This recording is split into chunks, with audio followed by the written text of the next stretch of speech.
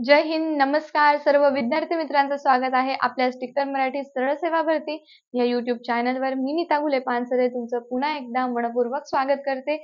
आपण घेत आहोत 60 स्पेशल सिरीज विजेता सिरीज. कशासाठी? तर तुमचे जे एक्झाम आहे महानगरपालिकेचे कार्यकारी सहाय्यक यासाठी. यामध्ये तुम्हाला सगळे TCS पॅटर्नने क्वेश्चन विचारले जातात.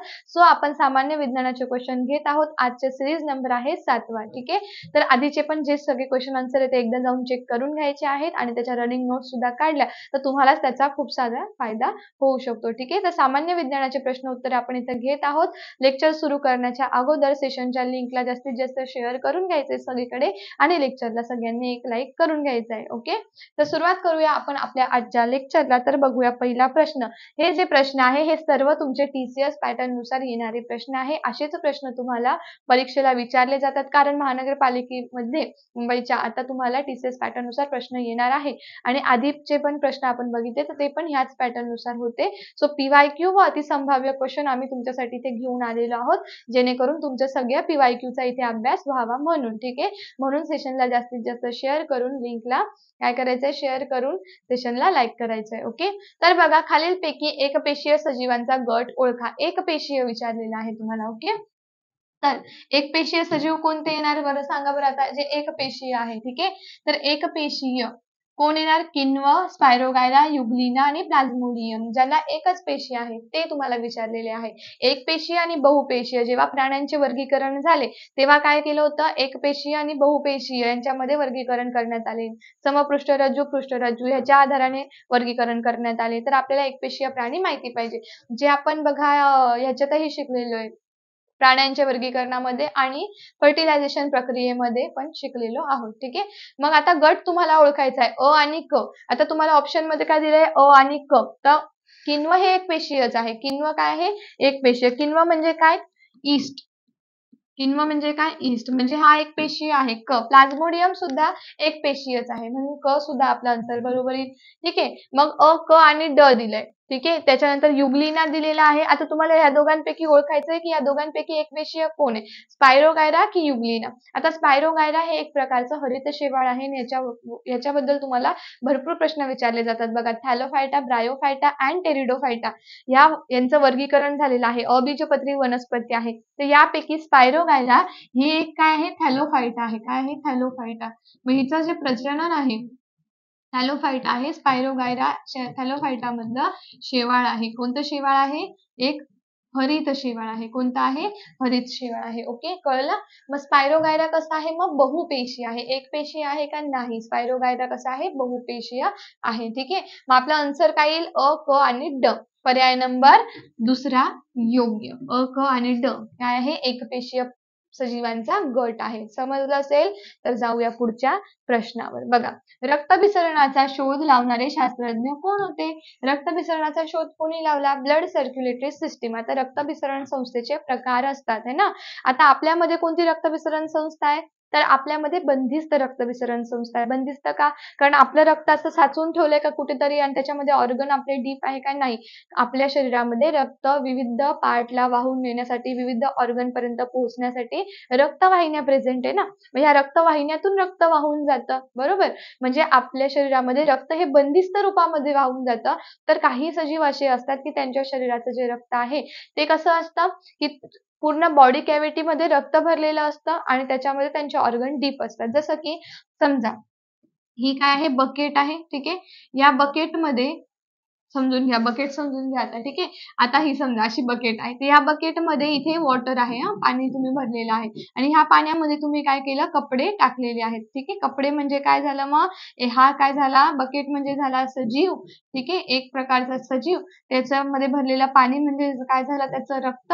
आणि टाकलेले कपडे म्हणजे काय झाले? त्याचे अवयव. मग अशा पद्धतीने एखाद्या सजीवामध्ये रक्त असतं आणि त्या रक्तामध्ये अवयव टाकलेले असतात.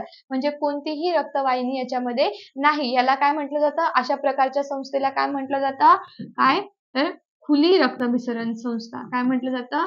खुली रक्तभिसरण संस्था म्हणजे open type blood circulatory system, ठीक आहे. आणि ज्यांच्यामध्ये रक्तवाहिन्या आहे, समजा आता आपलं हे हृदय आहे, हृदयाला रक्त पुरवठा करणाऱ्या इथे काय आल्या, रक्तवाहिन्या आहे. इथे हा दुसरा ऑर्गन आहे आणि इथून काय आहे, या रक्तवाहिन्या आहेत. काय आहे, रक्तवाहिन्या. म्हणजे जेव्हा रक्त कशाने जातं, वाहिन्यांमधून कुठे जातं, अवयवांपर्यंत पोहोचतं, तर रक्त कसं जात आहे, बंदिस्त स्वरूपात जात आहे. म्हणून ही रक्तभिसरण संस्था कशी झाली, बंद रक्तभिसरण संस्था, म्हणजे close type of circulatory system, बंद रक्तभिसरण काय संस्था. मग आता ह्याचा जो शोध लावलेला आहे, हे शास्त्रज्ञ कोण होते, तर पर्याय नंबर पहिला योग्य, विलियम हार्वे. विलियम हार्वे यांनी रक्तभिसरणाचा शोध लावला, म्हणून यांना फादर ऑफ अँजिओलॉजी आणि यांना काय म्हटलं जातं, सर्क्युलेटर म्हटलं जातं. काय म्हटलं जातं, सर्क्युलेटर म्हटलं जातं. न्यूटन यांनी काय केलं, गतिविषयक नियम म्हणजे गुरुत्वाकर्षणाचा शोध लावला. मेंडेल यांनी आनुवंशिकतेचा शोध लावला आणि डार्विन यांनी उत्क्रांतिवादाचा शोध लावला आहे. उत्क्रांतीचे जनक म्हणून डार्विन यांना ओळखतात. ठीक आहे, समजलं असेल तर जाऊया पुढच्या प्रश्नावर. बघा, साधारणतः हायड्रा आणि स्पंज या सजीवात कुठली रक्तभिसरण संस्था असते, सांगा बरं. हायड्रा आणि स्पंज सजीवच आहेत ते. स्पंज जे आहे ते पृथ्वी तलावर पाण्यात सापडणारे सगळ्यात पहिले सजीव म्हटलं जातं त्यांना. कोणाला, स्पंजला. ठीक आहे, मग यांच्यामध्ये कोणत्या टाईपची कुठली रक्तभिसरण संस्था असते, जसं मी तुम्हाला आता इथे शिकवलं ना, रक्तभिसरण संस्थेचे दोन प्रकार आहे, एक खुली रक्तभिसरण संस्था, एक बंद रक्तभिसरण संस्था. मग जो हायड्रा आहे, हायड्रा काय आहे, वनस्पती आहे ती. ठीक आहे, आणि जो स्पंज आहे तर याच्यामध्ये रक्तभिसरण संस्था आहे का, तर नाही, रक्तभिसरण संस्था यांच्यामध्ये नसते.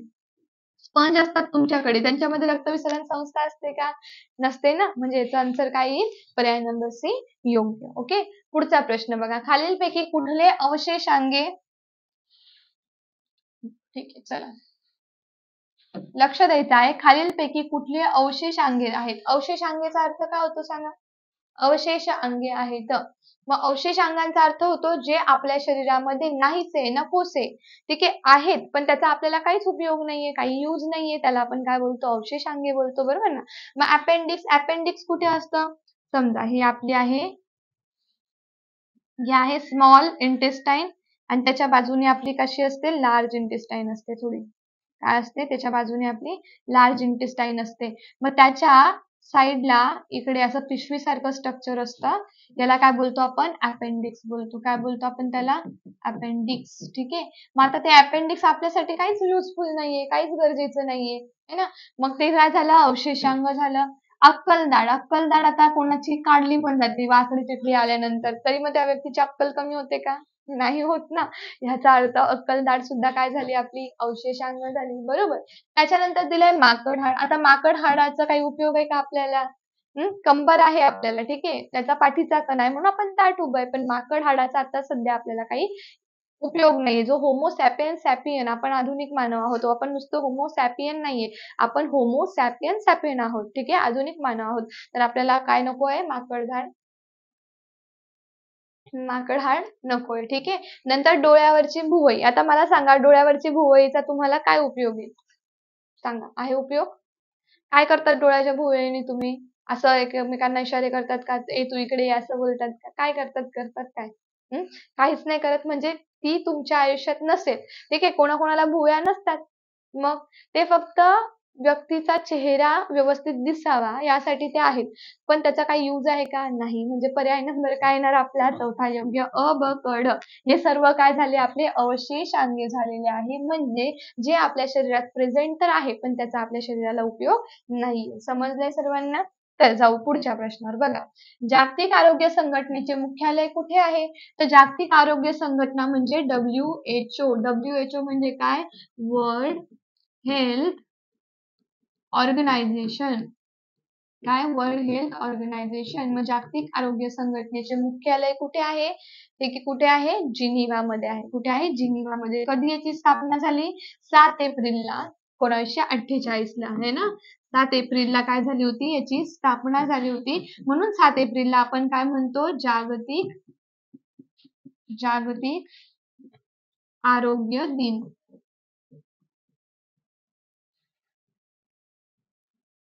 काय म्हणतो, जागतिक आरोग्य दिन म्हणतो. ठीक आहे, पुढचा प्रश्न बघा, खालील कुठली वनस्पती ही परपोषी आहे. परपोषी म्हणजे काय, की स्वतःच्या अन्नासाठी, काय, स्वतःच्या पोषणासाठी दुसऱ्यावर अवलंबून राहणे.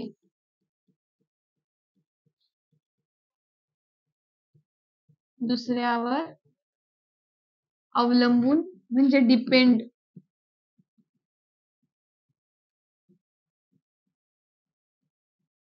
राहणे याला काय बोललं जातं? परपोषी बोललं जातं. मग कोण आहे ते? ओक वनस्पती आहे. ही कोण येणार? कोण येणार मग? जी स्वतःच्या अन्नासाठी दुसऱ्यावर डिपेंडंट आहे अशी कोण आहे? ओक वनस्पती आहे, शेवाळ आहे, अमरवेल आहे, की सर्व वनस्पती स्वयंपोषी असतात? तर सर्व वनस्पती स्वयंपोषी नसतात.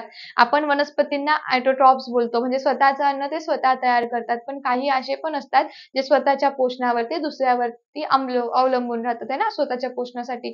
तर ती कोण येते? अमरवेल है ना. अमरवेल का बरं म्हणतो आपण तिला? कारण ती काय करते, तिला तुम्ही कितीही काढलं तरी ती त्याच झाडावर पुन्हा पुन्हा येते. जसं उदाहरण जर घ्यायचं ठरवलं तर उदाहरण मध्ये अमरवेल ही आंब्याच्या झाडावर येते. आंब्याचे झाड, मग आंब्याच्या झाडावरती काय येते? अमरवेल येते. ठीक आहे. आणि आंब्याच्या झाडाचं पोषण ती स्वतः घेते आणि मग ती स्वतःचं पोषण करते. बरोबर.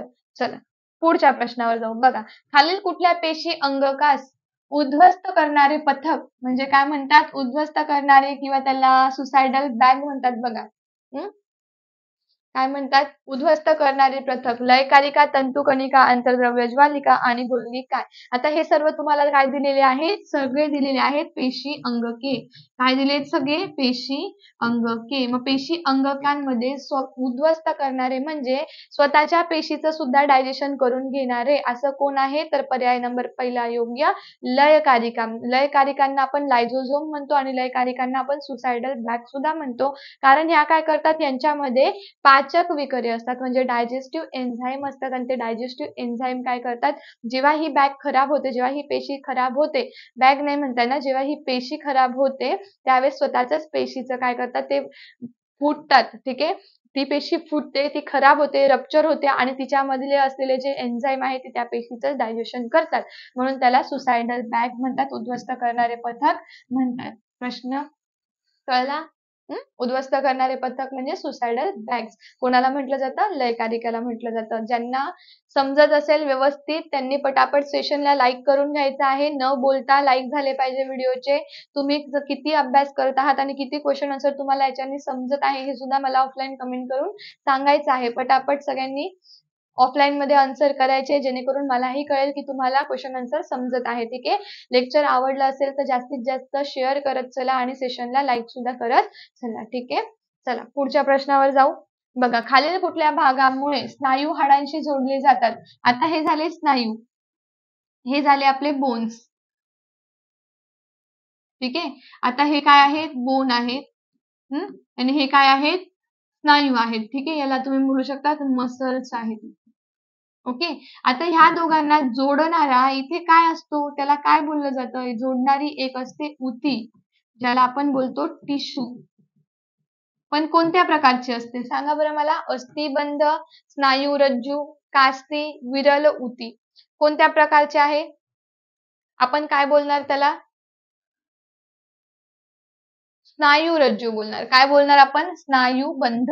रज्जू नाही, स्नायुबंध बोलणार आपण त्याला. का बरं स्नायुबंध बोलणार, स्नायुरज्जू बोलणार? तुम्ही स्नायुरज्जू बोलले तरीही चालणार, कारण स्नायूंना तो कोणाशी जोडतो आहे?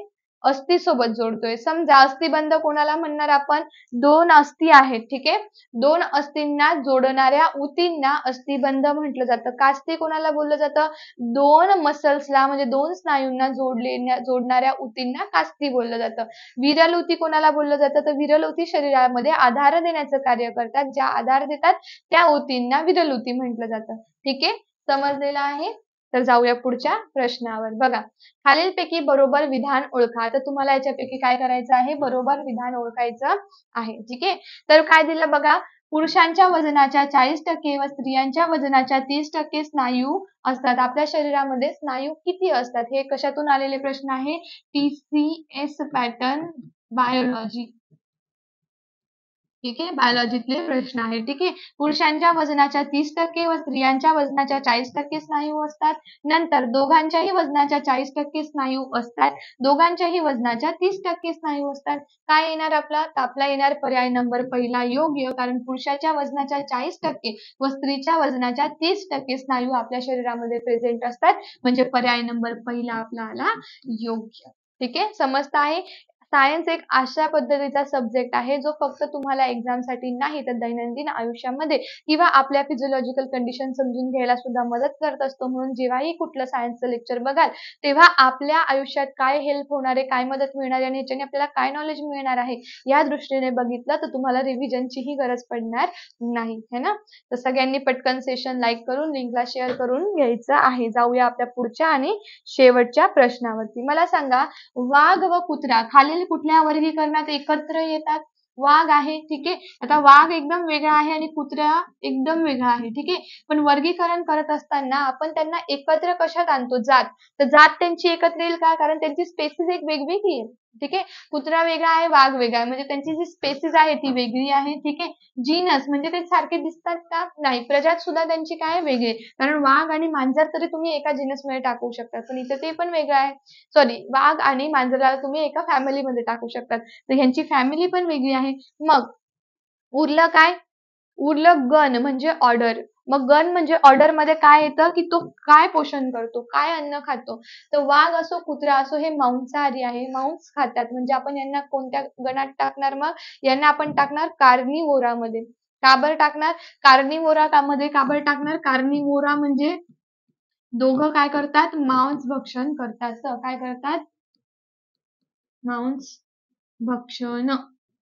दोघं नॉन व्हेजिटेरियन आहेत ते, म्हणून आपण त्यांना गणामध्ये म्हणजे ऑर्डरमध्ये टाकणार. ठीक आहे. सगळ्यांना व्यवस्थित समजलं असणार आहे. आय होप की छान पद्धतीने तुम्हाला सायन्स समजत आहे. सगळे सामान्य विज्ञानाचे क्वेश्चन आन्सर जे PYQ मध्ये होते, जे संभाव्य तुम्हाला येऊ शकतात तसे क्वेश्चन आन्सर मी BMC साठी तुमचे घेत आहे, जेणेकरून तुम्हाला तुमच्या पेपरला एकही प्रश्नामध्ये अडचण येऊ नये म्हणून. आणि सायन्सचे क्वेश्चन तुम्हाला कमी येतात. ठीक आहे. कमी जरी आले तरी ते TCS पॅटर्न नुसार अवघड प्रश्न येतात, तर तुमचा 1-2 मार्क सुद्धा आमच्यासाठी महत्त्वाचा आहे. म्हणून आम्ही जीव तोडून तुम्हाला इतकं शिकवत आहोत. तर तुम्ही सुद्धा त्याच पद्धतीने अभ्यास करा, रनिंग नोट्स काढा, सेशनला लाईक करा, लिंकला जास्तीत जास्त शेअर करा. तुम्ही जर चॅनलवर नवीन असाल तर पहिले तुम्ही चॅनल सबस्क्राईब करून ठेवा. जोपर्यंत चॅनल सबस्क्राईब नसेल तर तुम्हाला व्हिडिओचे नोटिफिकेशन येणार नाही. जेव्हा तुम्ही चॅनलला सबस्क्राईब कराल तेव्हा तुम्हाला आपला व्हिडिओ आपल्या चॅनलवर येणारा व्हिडिओ सगळ्यात पहिले तुमच्यापर्यंत पोहोचेल आणि सगळ्यात पहिले तुम्हाला नोटिफिकेशन मिळेल. मग चॅनलवर नवीन असाल तर टिक्कर मराठी सरळ सेवा भरती चॅनलला सबस्क्राईब करा. आपलं ॲप सुद्धा आहे, ॲपला डाउनलोड करायचंय. पुन्हा भेटूया न्यू क्वेश्चन सोबत. तोपर्यंत bye bye, take care, wish you all the best. जय हिंद. Thank you.